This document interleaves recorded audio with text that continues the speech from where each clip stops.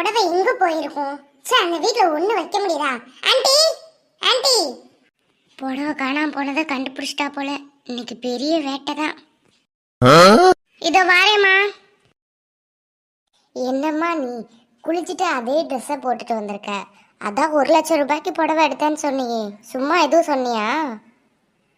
அடியே, அவ என்ன உங்க 3வது மருமக சின்ன பொண்ணு மாதிரியா? அவ பணக்காரிடி. 1,00,000 ரூபாய்க்கு புடவை எடுக்கிறதெல்லாம் அவள் மாதம் மாதம் நம்ம எப்படி 500 ரூபாய்க்கு புடவை எடுக்கிறோம், அது மாதிரி அவளுக்கு அத்துப்படி. அவள் கட்டுவாளா என்னமோ, இல்லை நாளைக்கு கூட கட்டுவா. உனக்கு என்ன வந்துச்சு? வா போலாம். ஐயோ ஆண்டி, ரூம்ல வச்சுட்டு போன புடவையை காணோம். குளிச்சுட்டு வந்து 10 நிமிஷத்துல வந்து பாக்குறேன் சாரியை காணோம். வீட்டுக்குள்ள இருந்த சாரி எப்படி கை கால் முளைச்சு நடந்து போச்சா? எப்படி காணாம போயிருக்கோம்? இங்கதான் வச்சுட்டு போனேன். குளிக்க போய் 10 நிமிஷம் தான் ஆகுது. வந்து பார்த்தா சாரியை காணோம். இந்த வீட்டுல சாரிக்கே ஒரு பாதுகாப்பு இல்லாட்டி எனக்கு என்ன பாதுகாப்பு இருக்கும்? இனிமே சொல்றேன், இந்த வீட்டுல நான் இருக்க முடியாது. இன்னைக்கு மட்டும் அந்த சாரி திரும்ப கிடைக்கலன்னா நானும் என் புருஷனும் வீட்டை விட்டு வெளியே போயிடுவோம். காட்டி கொடுத்துறாத நீ. என்னம்மா சொல்ற? 1,00,000 ரூபாய்க்கு எடுத்த சேலைய காணுமா? எனக்கு புரிஞ்சிருச்சுமா. இந்த வேலையெல்லாம் பார்க்கறதுக்கு இந்த வீட்டில் ஒரே ஒருத்தி மட்டும்தான் இருக்கா. அவளுக்கு மட்டும்தான் உங்க மேலே கண்ணு. சாரியை கண்டுபிடிச்சு கொடுக்க வேண்டியது இந்த அத்தையோட பொறுப்புமா. என் பின்னாடியே வா. இன்னும் கொஞ்ச நேரத்தில் அந்த புடவையை உனக்கு கண்டுபிடிச்சு கொடுக்கறனா இல்லையான்னு மட்டும் பாரு ஆண்டி. வாம்மா வா. அடியே சின்ன பொண்ணு, சின்ன பொண்ணு, வாடி வெளிய. உள்ள என்ன பண்ணிட்டு இருக்க? எதுக்கு இப்போ நாய் மாதிரி குலைக்குது? ஒருவேளை திருநாய் எதுவும் கடிச்சிருக்குமோ? கடிச்சதும் கடிச்சிச்சு, போய் சேர்ற மாதிரி கடிக்க கூடாது. சே, இதோ வாரேன். இவ்வளோ கத்துறனே, அவளுக்கு எவ்வளோ திமிர் இருந்தா கூப்பிட்டதும் வராம இப்படி பண்ணுவா. அப்போ சேலையை திருடி அவங்க அம்மா வீட்டுக்கு கொண்டு போய் கொடுத்துருக்கா. அதனாலதான் கூப்பிட்டு இன்னும் வரல. அடியே சின்ன பொண்ணு, சொல்லுமா.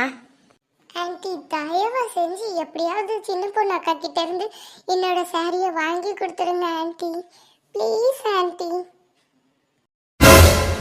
நான் அந்த சாரிக்கு பதிலாக சின்ன பொண்ணு அக்காவுக்கு வேற சாரி 1 லேக்கு 2 லேக்ஸ் கூட நான் எடுத்து தரேன் ஆண்டி. தயவு செஞ்சு எனக்கு அந்த சாரியை வாங்கி கொடுத்துருங்க ஆண்டி, ப்ளீஸ் ஆண்டி. இதெல்லாம் சொல்லணும்னு அவசியம் இல்லைம்மா. ஒன்றும் இல்லாதவளுக்கு நீ 2 லட்சத்துக்கு சேலை எடுத்து கொடுக்கணுமா? உன் புடவை உன்கிட்ட வந்து சேரும். நீ தயவு செய்து அமைதியா இரு. ஏய் தாரா, என்ன பேசுறோம் தெரிஞ்சுதான் பேசுறியா? யார முன்னால வந்து யார பத்தி தப்பா சொல்லிட்டு இருக்க? ஏய் பாடி, ஒன்றும் இல்லாதவளே, எங்கடி உன் தொங்கச்சி? அவ என்ன கோமாளையா படுத்திருக்கா? சுயநினைவு இல்லாம பேசுறதுக்கு அறிவு கட்ட நாயே. அவ எல்லாம் தெரிஞ்சுதாண்டி பேசுறா. மரியாதையா உன் தொங்கச்சியை திருடின பொருளை கொண்டு வந்து கொடுக்க சொல்லு, இல்லாட்டி மரியாதை கெட்டு போகும். அத்தை, வாய் இருக்குன்றதுக்காக இஷ்டத்துக்கு பேசாதீங்க. இது மட்டும் சின்ன பொண்ணு காதுல விழுந்துச்சு, மாமியார்னு பார்க்க மாட்டா, வாழ வந்த மருமகனும் பார்க்க மாட்டா. பார்த்து நடந்துக்கங்க. என்ன என்ன என்ன சொன்ன? ஏய் இங்கிட்டு வாங்கடி.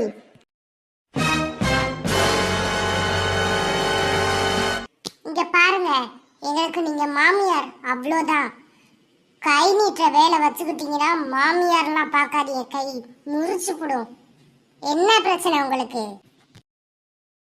வாடி களவாணி பையன் அவளே, திருடுறதுக்கு உனக்கு வேற பொருளே கிடைக்கலையா?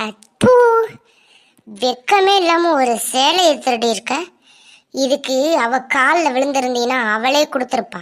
எதுக்கு இந்த மோனங்கட்ட பொழப்பு? பூ. அத்தை வேண்டாம் அத்தை, நீங்க ரொம்ப பேசுறீங்க. அளவுக்கு அதிகமா பேசாதீங்க. அப்படி தாண்டி பேசுவேன், திருட்டு பையன் அவளே.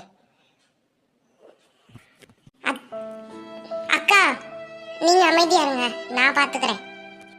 எப்படி இத்தனை பேர் இருக்கிற வீட்டுல கரெக்டா நீங்க என்ன மட்டும் வந்து சொல்றீங்கன்னா என்ன அர்த்தம்? நான் தான் திருடுனேன்னு நீங்க பாத்தீங்களா?